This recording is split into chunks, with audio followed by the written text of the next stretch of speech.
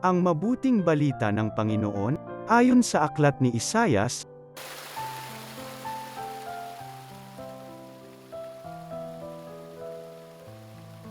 makinig kayong mga taong naninirahan sa malalayong lugar, pinili na ako ng Panginoon bago pa isilang at hinirang niya ako para siya'y paglingkuran.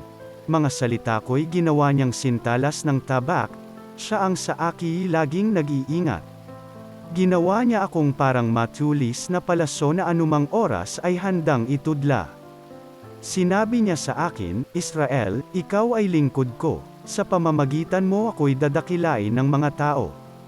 Ngunit ang tugon ko, ako ay nabigo sa aking pagsisikap, hindi nagtagumpay gayong ibinuhos ko ang aking lakas.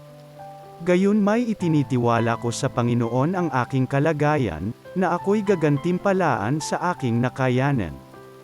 Bago pa ako ipanganak ay hinirang na ng Panginoon, pinili niya ako para maging lingkod niya upang tipunin ang nangalat na mga Israelita, at sila'y ibalik sa bayang Israel.